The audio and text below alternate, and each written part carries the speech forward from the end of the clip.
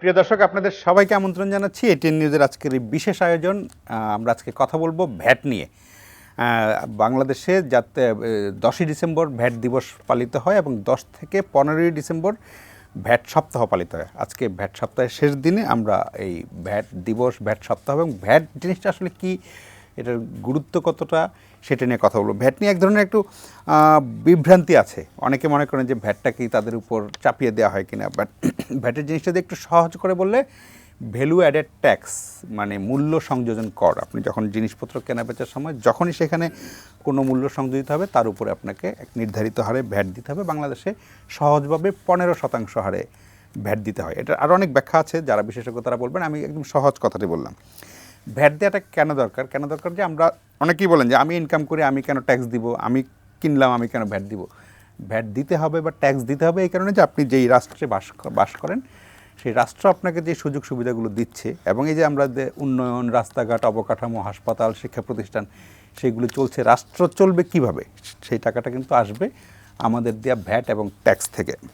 ফলে আমরা যখন বলি যে আমাদের টাকায় সরকার চলছে, এই কথাটা যখন আমরা জোর দিয়ে বলি এই রাষ্ট্র আমার, সেটা বলার অধিকার জন্মায় ভ্যাট বা ট্যাক্স দেওয়ার মাধ্যমে।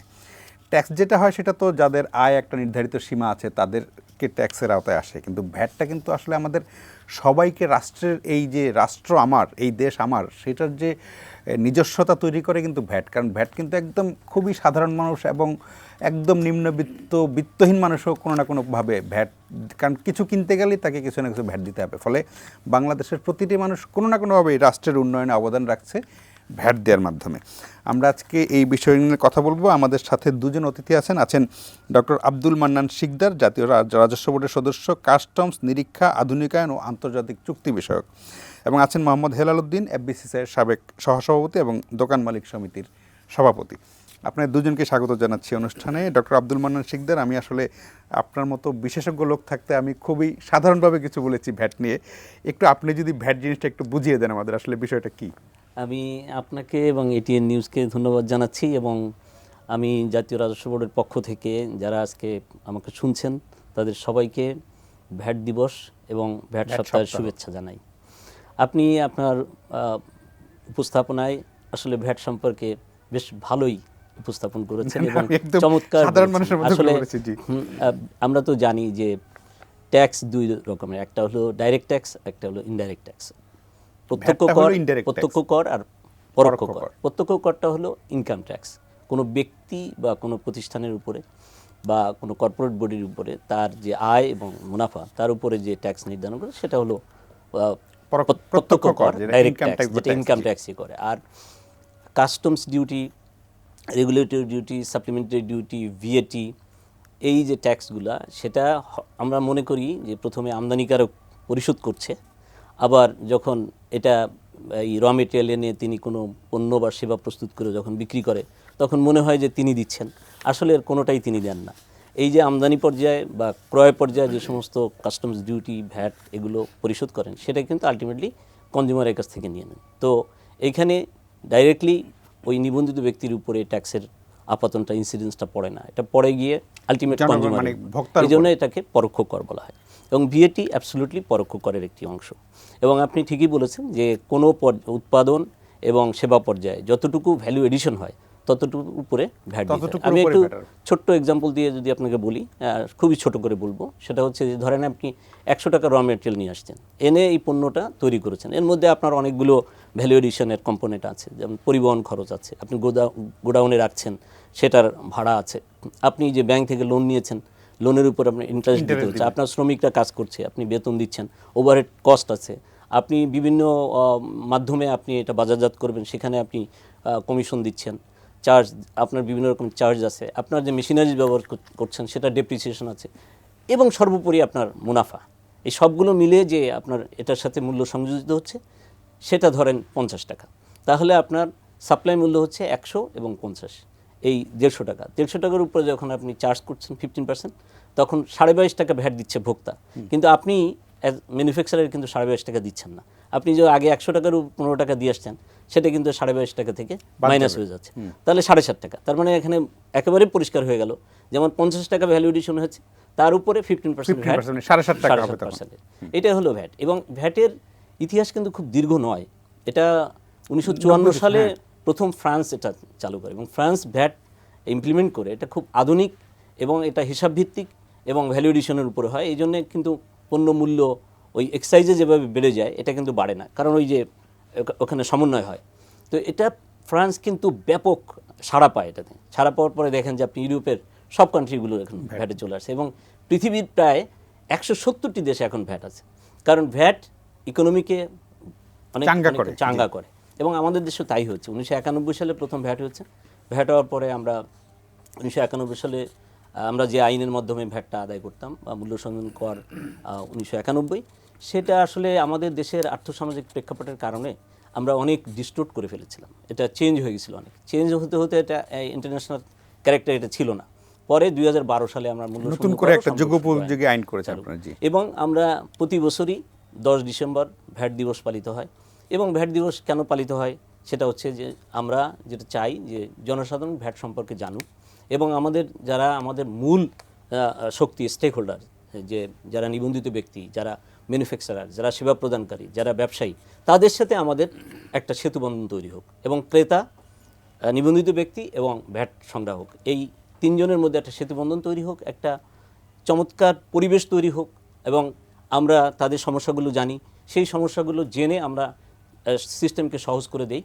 এটাই হচ্ছে মূল বিষয় ভ্যাট দিবস এবং ভ্যাট সপ্তাহের পালন। জি, আপনাকে অনেক ধন্যবাদ জনাব হেলাল উদ্দিন। আমি মানে ডক্টর মান্নান শিকদারের কথা যেটা বুঝলাম যে ওনারা ভ্যাট আদায় করেন, ভোক্তারা ভ্যাট দেন, মাঝখানে কিন্তু আপনারা কিন্তু আসলে ব্রিজের কাজ করেন। আপনাদের মানে আমি যদি বুঝে থাকি আর কি, যে আপনাদের পকেট থেকে ভ্যাটের টাকা কিছুই যাবে না, জনগণ আপনাদের কাছে জিনিস কেনার সময় 15% হারে ভ্যাট দিবে, আপনাদের 15% টাকাটা ওনাকে পৌঁছে দেবেন মাঝখানে আপনারা দিয়ে। এই ব্যবস্থার মধ্যে এই সেতুবন্ধন হিসাবে কাজ করার, উনি এই শব্দটি বলেছেন, এই ব্রিজ হিসাবে কাজ করতে গিয়ে আপনাদের অভিজ্ঞতা কি ভ্যাট দেওয়ার ক্ষেত্রে? ধন্যবাদ। মানে এবং কারণ এটা কিন্তু খুব, কারণ মানে ভ্যাটের যদিও আপনারা দেন না, কিন্তু ভ্যাটের মূল স্টেক হোল্ডার কিন্তু আবার ব্যবসায়ীরা একদম মূল জায়গাটা যেখানে আর কি। জি না, আমি দেই, আমরা সবাই দিই। না দিবেন তো। হচ্ছে মহামান্য রাষ্ট্রপতি থেকে শুরু করে আপনি ভিক্ষুক পর্যন্ত উনিও ভ্যাট দেন। এটা হচ্ছে এমন একটি আধুনিক কর ব্যবস্থা। এতে কোনো সন্দেহ নেই যে এই কর ব্যবস্থার কারণে আজকে দেশের উন্নয়ন বলেন, দেশের ইকোনমি বলেন, দেশের অন্য যে আমাদের যে মানে ইন্ডিকেটরগুলো ভালো, সব কিছু কিন্তু আজকে ভ্যাটের কারণে আজকে আমরা এই সুবিধাটা আমরা দেখছি। আপনি একটু আগে বলেছেন কিন্তু যে কারণে আমরা বলি যে রাষ্ট্রের মালিক আমরা কেন বলি যে আমি রাষ্ট্রকে ভ্যাট দিচ্ছি, ট্যাক্স দিচ্ছি। এখন প্রশ্ন হচ্ছে আমরা ভ্যাট ট্যাক্সটা কীভাবে দিচ্ছি? যে কিছুক্ষণ আগে বললেন না যে আমাদের কাজটা কিন্তু হচ্ছে মানে ক্ষুদ্র পুঁজির ব্যবসায়ীদের কাজটা হচ্ছে, দোকান ব্যবসায়ীদের কাজটা হচ্ছে একেবারে আপনার কাছ থেকে 100 টাকা যদি 5 টাকা ভ্যাট হয়, 100 টাকা যদি 60 টাকা ভ্যাট হয়, 100 টাকা যদি 15 টাকা ভ্যাট হয়, এই টাকাটা আমি নিয়ে আমি এনবিআর জমা দিয়ে দিবেন। এখন প্রবলেমটা কোথায় হচ্ছে? আমরা কিন্তু সবাই ভ্যাট দিচ্ছি। আমার এখানে এসে, অর্থাৎ যখন দোকান পর্যায়ে আপনি আসছেন, পাইকারি পর্যায়ে আসছেন, খুচরা পর্যায়ে আসছেন, তখনই কিন্তু ভ্যাট নিয়ে এক ধরনের সমস্যার সৃষ্টি হচ্ছে। আপনি যদি এভাবে খেয়াল করেন যে আমি কত % ভ্যাট দিচ্ছি, কিছুক্ষণ আগে আপনি বলেছেন যে আপনি উৎপাদন পর্যায়ে অথবা আমদানি পর্যায়ে আপনি 15% ভ্যাট দিচ্ছেন, এটি দিচ্ছেন 3%। আপনার অন্য মিলে টিলে আপনি ধরেন ওই সাপ্লিমেন্টারি ট্যাক্স মিলে 100 টাকার পণ্যের উপরে এটা ট্যাক্স ম্যাক্স সব মিলে গিয়ে দাঁড়ালেও 200 টাকা, 200 টাকার উপর আপনি 15% ভ্যাট নিচ্ছেন এবং এটা আমরা প্রত্যেকে দিচ্ছি। আমরা কিন্তু কখন ভ্যাট দিচ্ছি আমরা কেউ জানি না। আমি যখনই পানিটা কিনে খাচ্ছি আমি কিন্তু তখন কিন্তু আমি মানে 15% ভ্যাট দিয়ে দিচ্ছি। আমি 15 টাকা দিয়ে পানি কিনে খাচ্ছি, আমি কিন্তু 15 টাকার মধ্যে ভ্যাট আছে, আমি ভ্যাট দিয়ে দিচ্ছি। আমি যখন চা খাচ্ছি আমি চার মধ্যে দিয়ে ভ্যাটটা আমি পরিশোধ করছি। এটা একটা আধুনিক আইন, এতে কোনো সন্দেহ নাই। প্রবলেমটা হচ্ছে ওই যে আমাদের যেমন ওই যে আপনার ওই যে ওয়াসার পানি যখন নিচ থেকে তুলে তখন কিন্তু ভালো পানিই তুলে, এটা যখন পাইপে যায় তখন ময়লা হয়, তখন এটা আর মানে সুপেয় পানি থাকে না। এখন আমাদের যারা এই আইনটা নিচের লেভেলে ইমপ্লিমেন্ট করবেন, এই জায়গাটা হচ্ছে সমস্যাটা আমি একটা করে বলি। আমরা ওনার সঙ্গে অনেক আলাপ করেছি, হ্যাঁ, এবং উনি আমাদের সমস্যার সমাধানও দিয়েছেন। প্রবলেমটা একটি জায়গায়, আপনি সারাদিন কিন্তু ভ্যাট দিচ্ছেন, কিন্তু যখন আপনি মানে খুচরা ব্যবসায়ীর কাছ থেকে আপনি পণ্য কিনতে যাচ্ছেন, আপনি ধরেন 500 টাকার পণ্য কিনলেন, 15% যদি ভ্যাট হয় তো 75 টাকা ইন এডিশন আমি আপনার কাছে নিচ্ছি। এইবার কিন্তু আপনি বুঝলেন যে আপনি ভ্যাট দিচ্ছেন। এর আগে যে আপনি ভ্যাট দিয়ে এসছেন হয়তো এই পণ্যটার উপরে এই যে 500 টাকা এটার যে দাম, এইটার উপরে কিন্তু ইতিমধ্যে আপনার আরও ধরুন 50 টাকা ভ্যাট অতীতে নেওয়া হয়ে গেছে। এটা কিন্তু আমি ভোক্তা হিসেবে জানি না, কাস্টমার হিসেবে আমি জানি না। আমি যখন দোকানে বিক্রি করছি তখন কিন্তু আপনি তখন জানলেন যে এই আমি আমি 500 VAT টাকার দিচ্ছি। জিনিস 575 টাকা দিয়ে কিনতে হবে আমাকে। কিনতে হবে, হ্যাঁ, তখন সহজ। আপনি বুঝলেন যে আপনি ভ্যাট দিচ্ছেন। আমি কিন্তু এমনি 500 টাকার উপরে 75 টাকা ভ্যাট পড়ে আছে, 500 টাকার উপরে কিন্তু অতীতে 75 টাকা ভ্যাট এনবিআর নিয়ে গেছে, তখন আমি বুঝতে পারছি না। এখন আমাদের যে কথাটা ছিল, আমরা বারবার ওনাদের বলেছিলাম যদি সম্ভব হয় এই করোনাকালীন সময়ে, কারণ এই যে নতুন ভ্যাট আইনের কথা বললেন না, এই নতুন ভ্যাট আইনটা প্রস্তুত করা ছিল 2012 সালে। 12 সালে। তো 2012 সালে আমি এফবিসিসির ভাইস প্রেসিডেন্ট ছিলাম, তখন থেকে আমরা বারবার বলছিলাম যে এই ভ্যাটটা আমাদের দেশের উপযোগী না, এটাকে কিছু কাটছাট করে করতে। ওনারা তখন বলেছেন যে না, মানে সারা পৃথিবীতে ভ্যাট একটাই হয় 15%, এটাকে মাল্টিরেট করা যাবে না। আমরা বলছি না, মাল্টিরেট করা যাবে।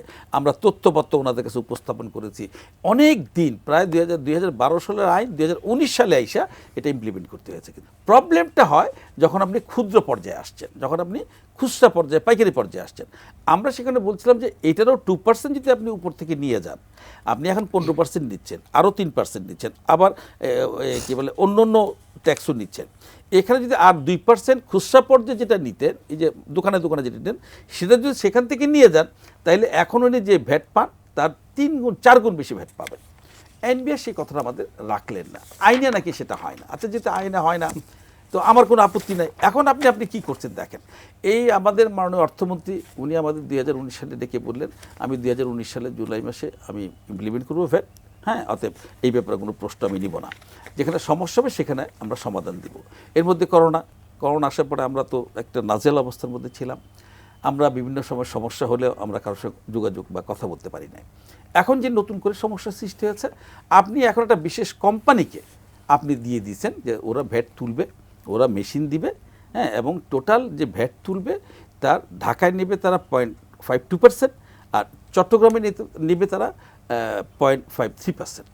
আমরা হিসাব করে দেখেছি এখানে প্রায় 2 থেকে 250 কোটি টাকা যদি ওনাদের হিসাব মতো হয়, অর্থাৎ 20,000-22,000 কোটি টাকা যদি ভ্যাট ওঠে এই খাত ওইখান থেকে 0.23% হিসাব করলে কত টাকা রাইট, চলে? সেখানে প্রায় 250-300 কোটি টাকা ওনারা একটা কোম্পানি নিয়ে যাচ্ছে।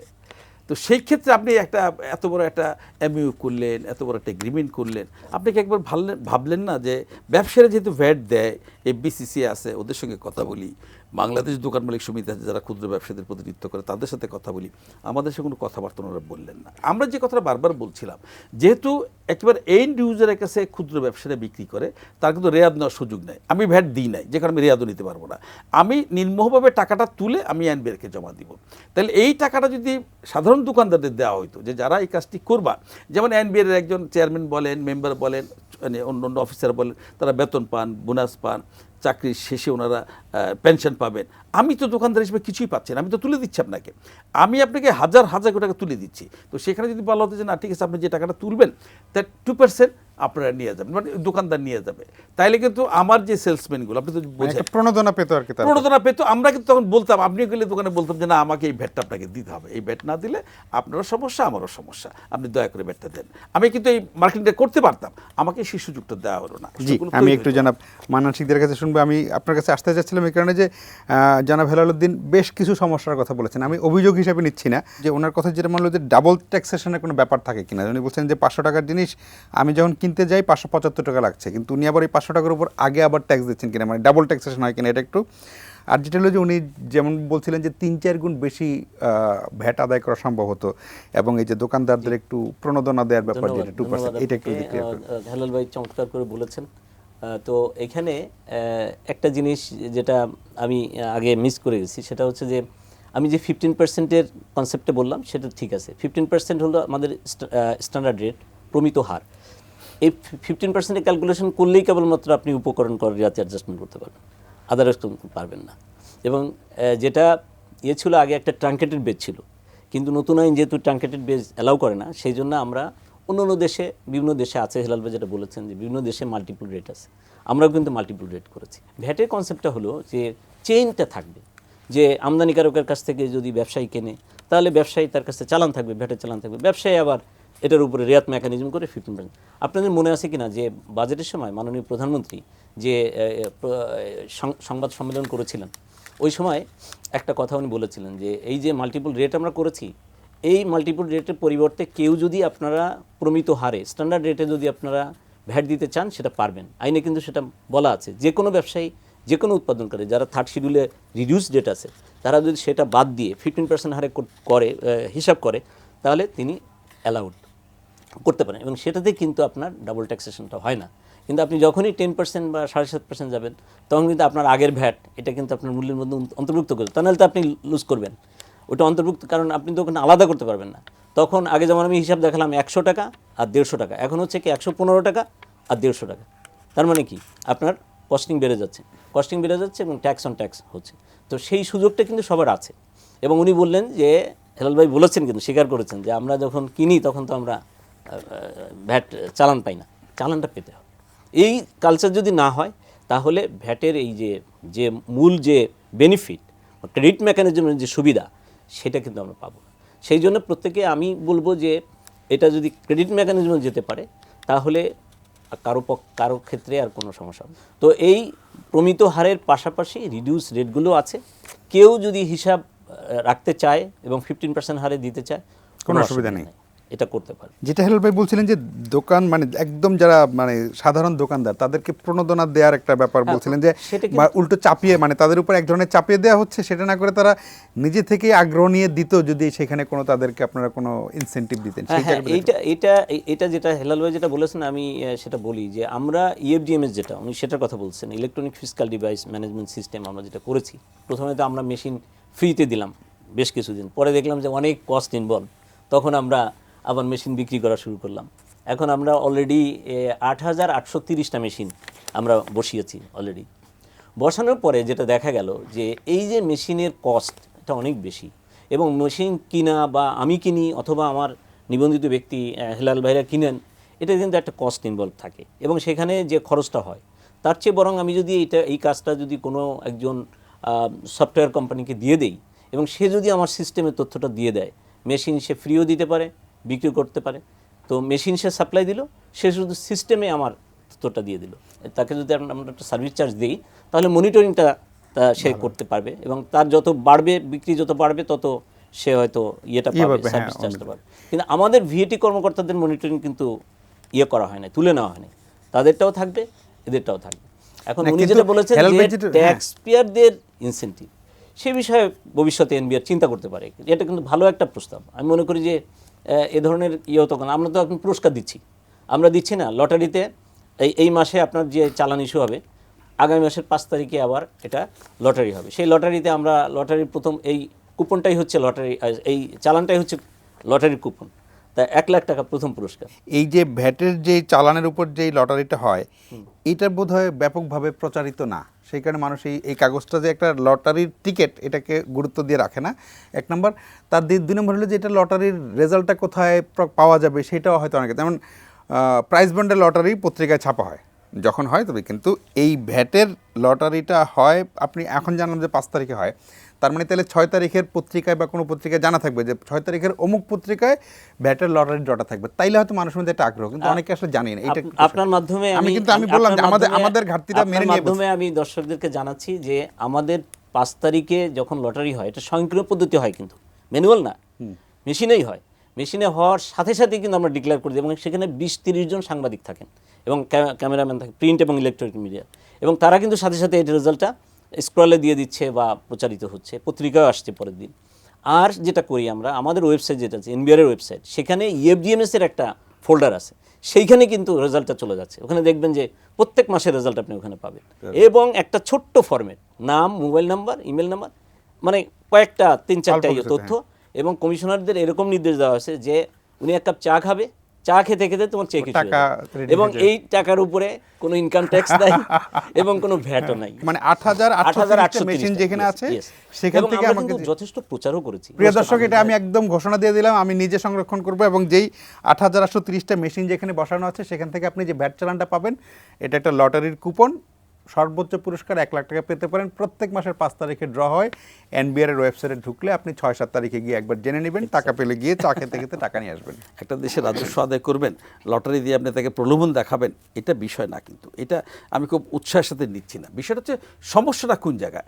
উনি যেটা বললেন, আমি আসলে তর্কটা খুব বেশি বাড়াতেও চাই না।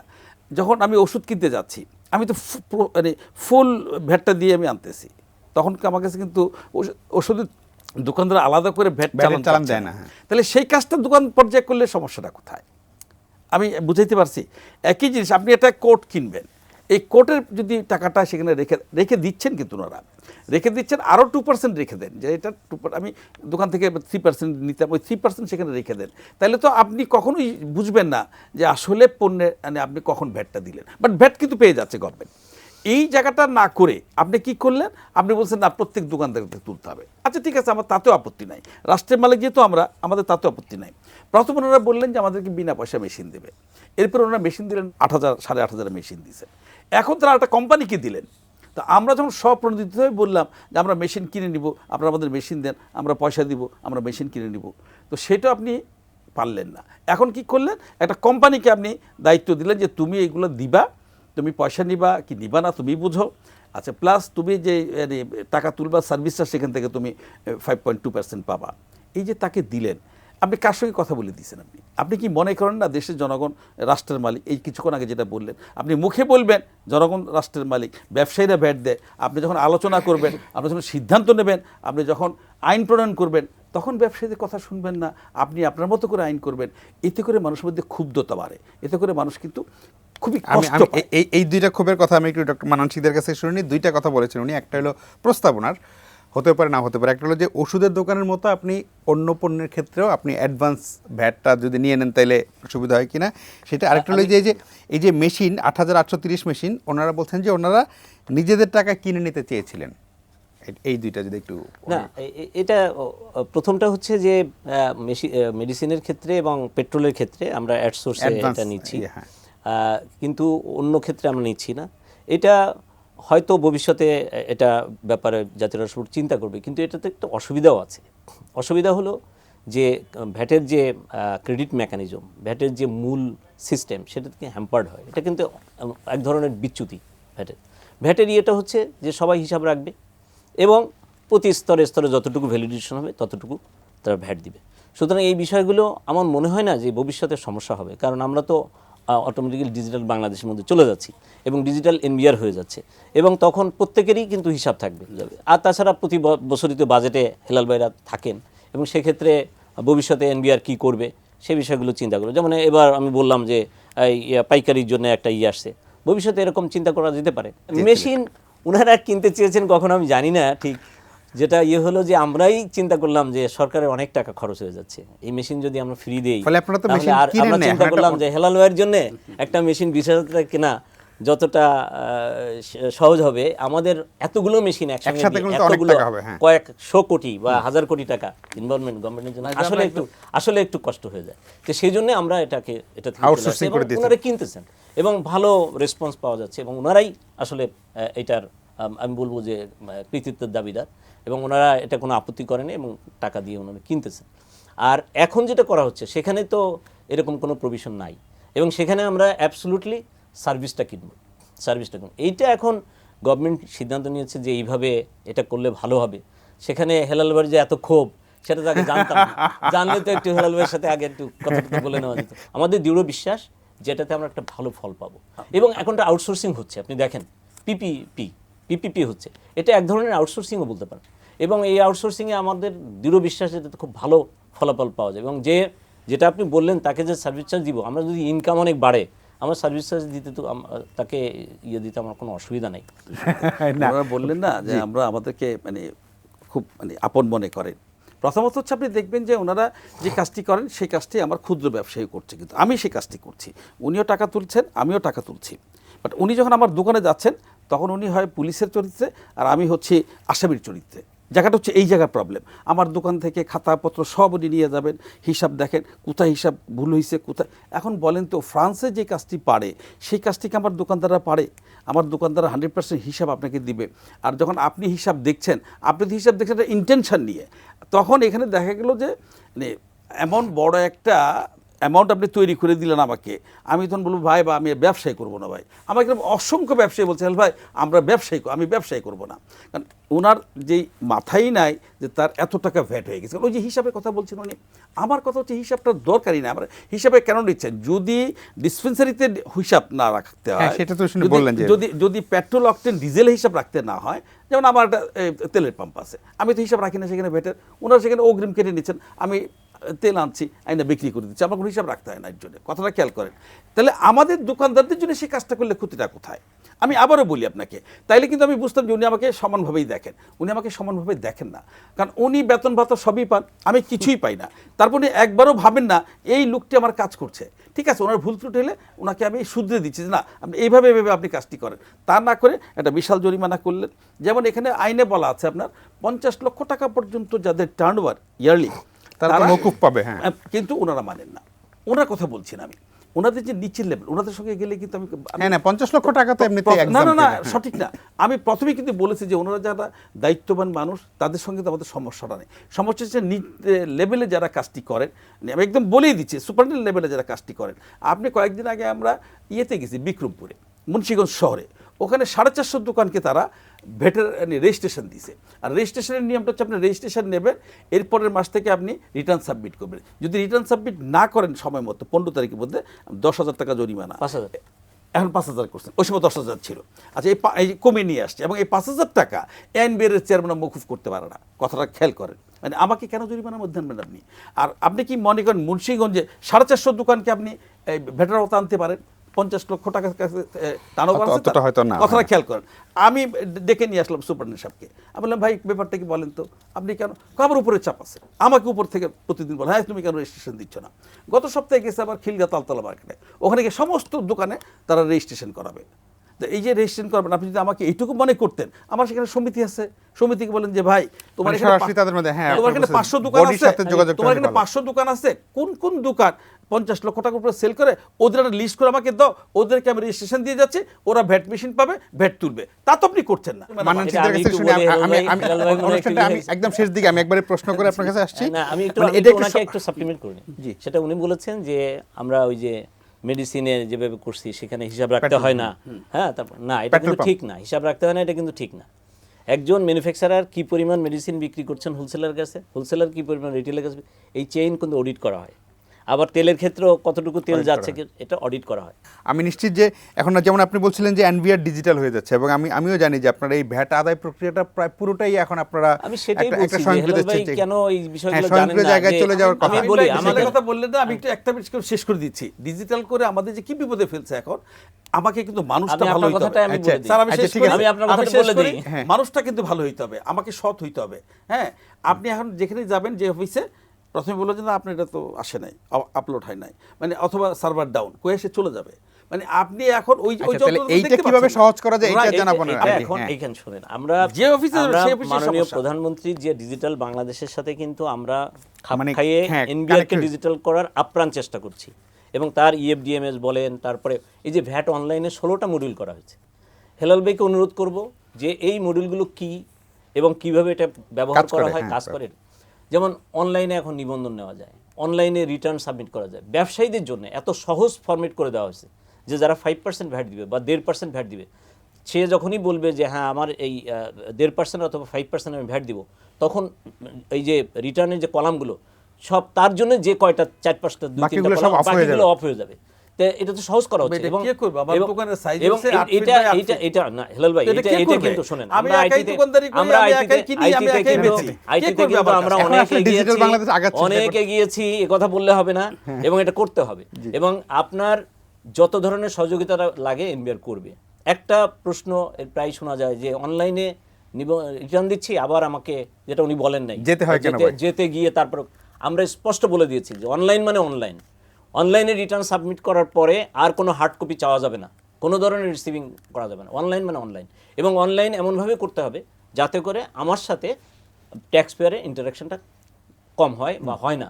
এবং যখন একেবারেই প্রবলেম পড়বে কোনো ইস্যুতে, তখন শুধুমাত্র ভিএটি অথরিটির কাছে যাবে। আরেকটা বিষয় আপনি বলেছিলেন যে 50 লক্ষ টাকার নিচে হলে এক্সেমশন, 50 লক্ষ টাকা হলে 3 কোটি টাকা টার্নওভার ট্যাক্স দিতে পারে 4%, আর 3 কোটি টাকার উপরে।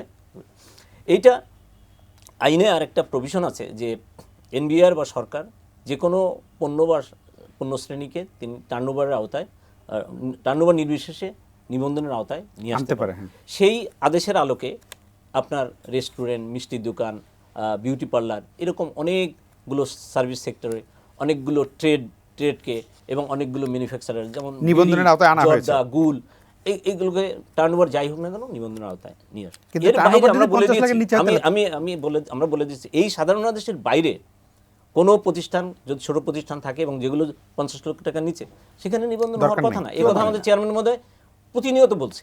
সেই বিষয়গুলো আমি অনুরোধ করব, আমাদের যদি কোনো এই যে গ্যাপ DAT থাকে সেটা authority বা আপনারা মিটিয়ে নিলে হয়, commission অনুরোধ করব, এবং এটা আপনাদের নলেজে থাকলে আমাদের কাছে দিলে আমরা এটা Definitely, যেটা আমরা মানুষের এটা হ্যাঁ, এটা জনাব মানুষ মান্নান খুব শিকদার, আমরা বাচ্চা একদম জিনিস। অনুষ্ঠান শেষ করবো। একটা খালি যে এই যে আমরা অনেকবার শুনি যে ট্যাক্স জিডিপি রেশিওতে বাংলাদেশ অনেক কম, পিছিয়ে আছে। আপনাদের এই অনেক পিছিয়ে আছে। সেখানে এই ভ্যাটটা যে আপনার এই 8,830টা আপনার মেশিন বসিয়েছেন, এই যে সারা দেশে ছড়িয়ে দেয়া, এর মাধ্যমে কি এই রেশিওটা আরেকটু উন্নত করে বাংলাদেশকে যে আমরা যে উন্নত বাংলাদেশের দিকে এগিয়ে যাওয়ার যে স্বপ্ন দেখছি, সেখানে কিন্তু আপনাদের একটা বড় ভূমিকা আছে আপনাদের এই ট্যাক্স আদায়ের মাধ্যমে। সেইটাতে এই ভ্যাটের যে ডিজিটাল বা আগায় যাচ্ছেন, তাতে কতটা অবদান রাখতে পারেন? আমরা কিন্তু ট্যাক্স জিডিপি রেশিওতে সাউথ ইস্ট এশিয়ার মধ্যেও সর্বনিম্ন, সবচেয়ে কম। ইভেন ভুটান, নেপাল আমাদের থেকে অনেক এগিয়ে আছে, ইন্ডিয়া আমাদের থেকে এগিয়ে আছে, ইভেন পাকিস্তান আমাদের থেকে এগিয়ে। তো এইটা কারণ আছে কতগুলো। একটা হচ্ছে, আমি যেটা মনে করি ব্যক্তিগতভাবে, যে আমাদের ট্যাক্স কালচারটা আসলে নাই, সত্যি কথা বলতে কি ট্যাক্স কালচার নাই, এবং হ্যাঁ, মানুষ দিতে চায় না, হ্যাঁ, ট্যাক্স কালচারটা নাই। এবং আরেকটা হলো যে আমাদের যে অটোমেশনের আমাদের অভাব আছে, যেটা হেলাল ভাই বলেন যে তাদের অনেক সমস্যা হয় হিসাব রাখতে, অমুক করতে। তো আর একটা হলো যে আমাদের নেট সম্প্রসারণ করা দরকার। নেটেও আমাদের অনেক প্রবলেম আছে, ইনকাম ট্যাক্সও আছে, ভ্যাটেও আছে, ভ্যাটেও আছে। এখন অসংখ্য ইউনিট আছে যেগুলো এখনো ভ্যাটের আওতায় নিবন্ধিত না। আরেকটা হচ্ছে যে আপনার ব্যাপক হারে আমরা অব্যাহতি দিয়ে রেখেছি, যেটা আমাদের প্রয়োজনে অবশ্যই দিতে হবে। আমার দেশের ইন্ডাস্ট্রিয়ালাইজেশনের সময় আমাকে ভ্যাট অব্যাহতি হ্যাঁ, দিতেই তাদেরকে হবে। আপনার তো protection আমাদের দিতে হবে, আমার হ্যাঁ। উন্নয়নের জন্য ভ্যাট অব্যাহতি, আমাদের পদ্মা সেতুতে যে সমস্ত ম্যাটেরিয়াল এসছে এগুলোর উপরে আমরা, বা যে সমস্ত সার্ভিস, এগুলোর উপরে আমরা ভ্যাট এক্সামশন দিয়েছি। আমরা বিভিন্ন মেগা প্রজেক্টে ভ্যাট, এগুলো যদি আমরা যোগ করি তাহলে কিন্তু আমাদের ট্যাক্স জিডিপি রেশিও অনেক বেড়ে যায়। কিন্তু এই অব্যাহতি এখন এনবিআর নো এক্সামশনের দিকে যাচ্ছে, আস্তে আস্তে এটা করতে হবে। যেখানে প্রয়োজন সেখানে শুধু অব্যাহতি দেওয়া হবে, এবং অব্যাহতির পরিমাণটা কমিয়ে নিয়ে আসতে হবে। আমার যদি নেট বাড়ে, আমার যদি ট্যাক্স কালচার তৈরি হয়, আমার পয়লা বৈশাখে আমি আমার ইলিশ পান্তা খাবো, এটা কিন্তু আমার কালচার।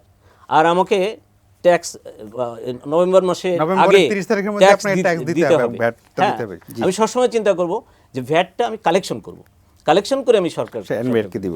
তো এইভাবে যদি আমরা, আর আমাদের মাইন্ডসেট, মিলেমিশে আমাদের যদি মাইন্ডসেট, থাকে, আমার মাইন্ডসেট, হেলাল ভাইয়ের মাইন্ডসেট, দুইজনের মাইন্ডসেট পরিবর্তন করতে হবে। ওনাদেরকে আসামি মনে না করে বন্ধু মনে করবেন, এবং তাদেরকে যেন একবার এনে মানে অনলাইনে দেওয়ার পরে দ্বিতীয়বার যেন আর যেতে না হয়, সেটা নিশ্চিত করে দেওয়ার করলে আমাদের এই ভ্যাটের যেটা আরো বাড়বে, এবং বাড়লে দেশের আরো বেশি উন্নয়ন হবে। সহজ হিসাব, আপনার টাকায় দেশ চলবে, এবং আপনি গর্ব করে বলবেন যে আমার টাকায় পদ্মা সেতু, আমার টাকায় বাংলাদেশ। এবং একটা জিনিস মনে রাখবেন, দেশ যখন উন্নত হয় তখন কিন্তু তার ভ্যাট এবং ইনকাম ট্যাক্স বাড়বে। কাস্টমস ডিউটির উপরে আমাদের নির্ভরশীলতা কমছে। আমাদের অনেক আন্তর্জাতিক WCO WTOর সাথে আমাদের, এবং বিভিন্ন আন্তর্জাতিক MOU হচ্ছে, এবং সাপটা আপটা এগুলো হচ্ছে।